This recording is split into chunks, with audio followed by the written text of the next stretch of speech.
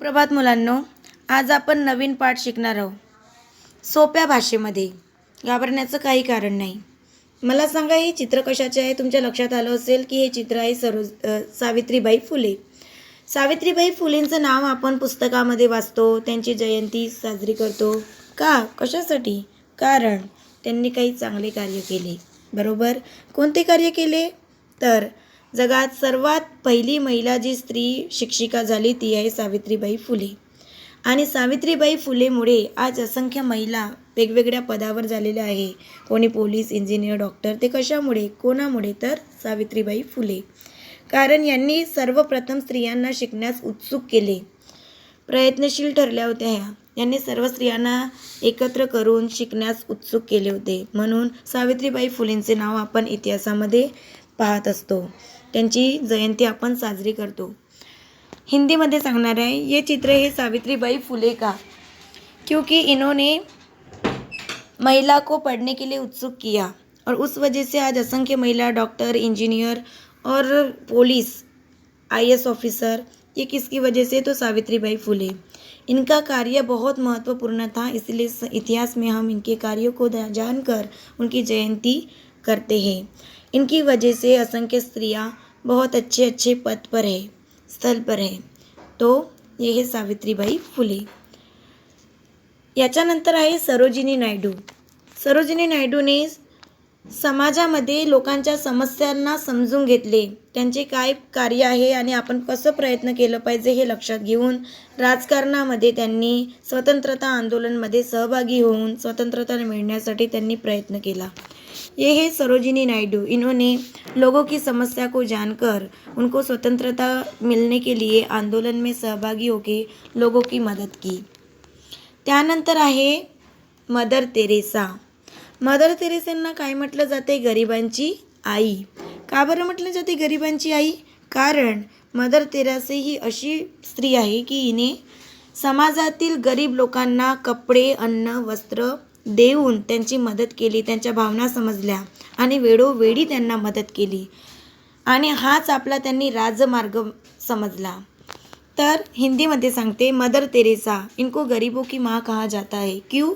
क्योंकि इन्होंने गरीब लोगों की मदद की. उनको खाना पीना, कपड़े, रहने के लिए घर, ये सारी सुविधा दी.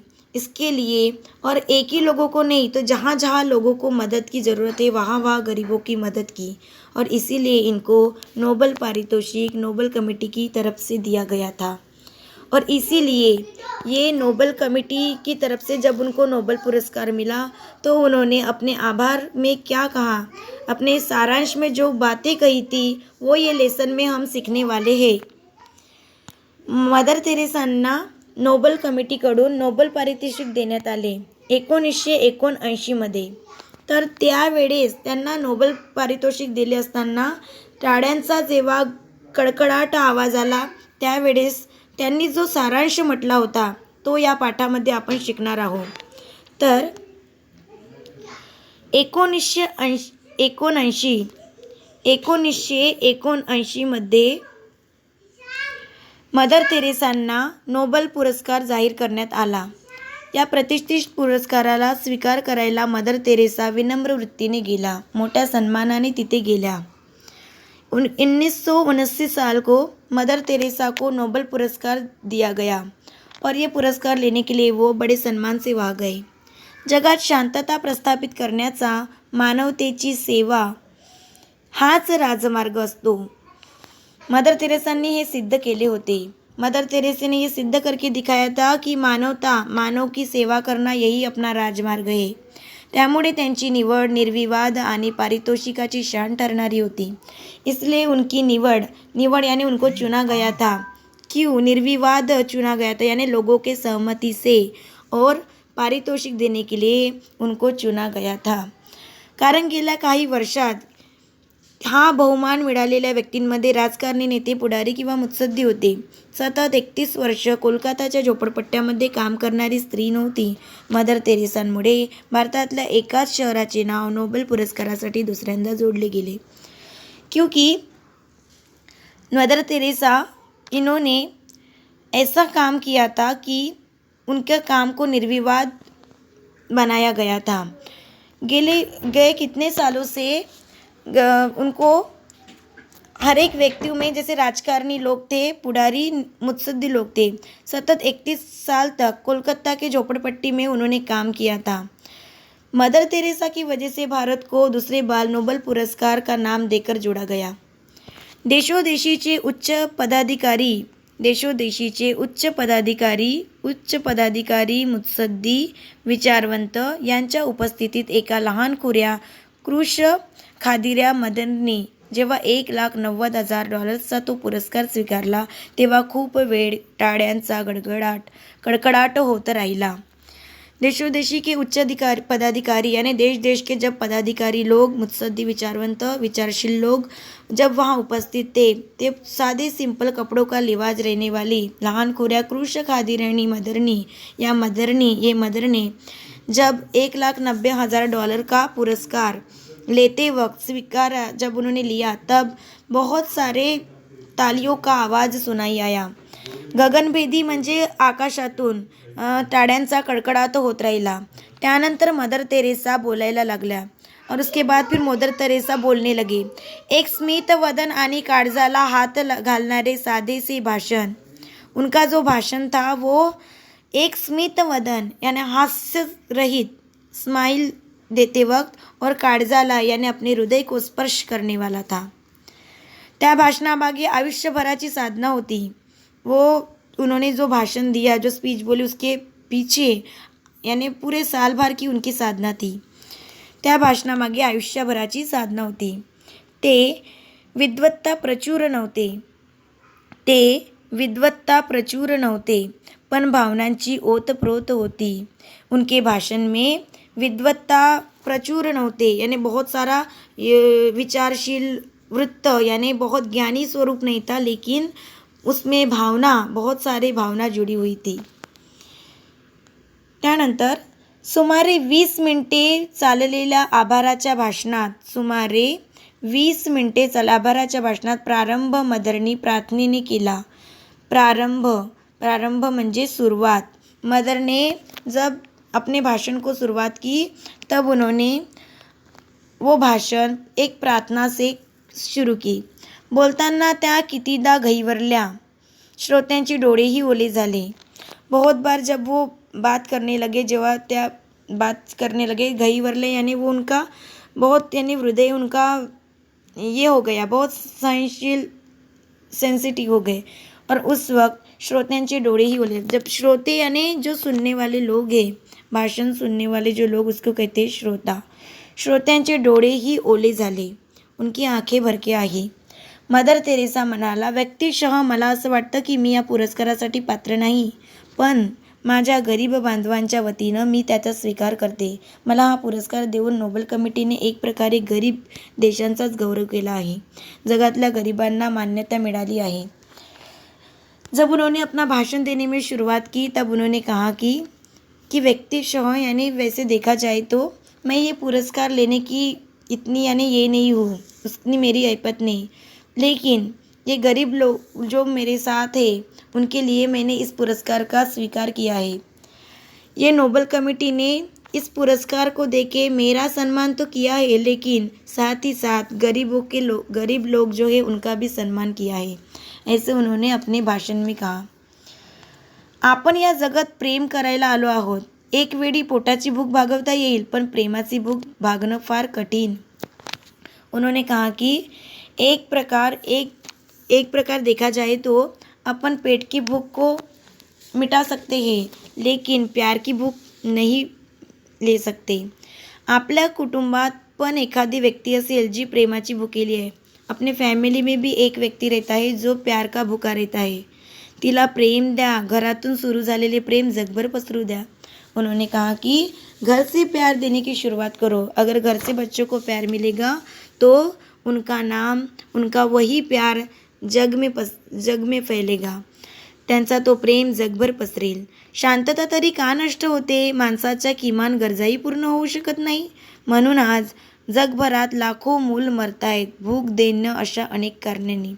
उन्होंने कहा कि आज लाखों बच्चे जो मर रहे हैं भूख प्यास की वजह से, तो उनकी हमें मदद करना ज़रूरी है। ऐसे मदर तेरेसाने कहा, मला माझ्या गरीब आणि अनाथ बांधवांनी अमाप प्रेम दिला आहे. तुम्हीही तुमच्या देशापासून सुरुवात करा. गरीब शोधा आणि प्रेम करायला लागा. तुम्ही कधी भूक जवळून पाहिली आहे का? नाही, मला माहीत नाही. मी ती पाहिली आहे. भूक शरीरावर डोळ्यांतून फार दारुण तऱ्हेने व्यक्त होते. अशाच्या तोंडी एक घास घातला तरी ते लोक जन्मभर पुरेल इतकं प्रेम मला देतात.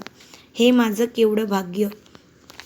मदर तेरेसा ने कहा कि गरीब लोग जब भूखे रहते हैं तब उनको थोड़ा सा खाना दे दो, उनको प्यार से बातें करो तो उनको इतना अच्छा लगता है कि उनका जो प्यार है वो अपने को जो मिलता है वो एक भाग्य समझा जाता है. छोटंसं हसू, उनकी छोटीशी स्माईल मनापासून मन से निकली हुई होती है. आणि पुन्हा मदर तेरेसा म्हणतात की ते प्रेमाची सुरुवात असणे, या हसण्यानं आपलं स्वतःचं आणि दुसऱ्याचं आयुष्य सुखी करू शकतो. कुटुंबांसुद्धा एकमेकांना असं प्रेमाने हसू द्या, जीवन सुंदर होऊन जाईल.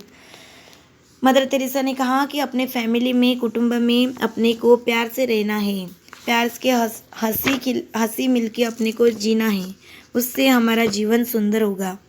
नोबेल प्राइज़ हे नॉर्वेजियन लोकांनी मला दिलेली सुंदर भेट आहे.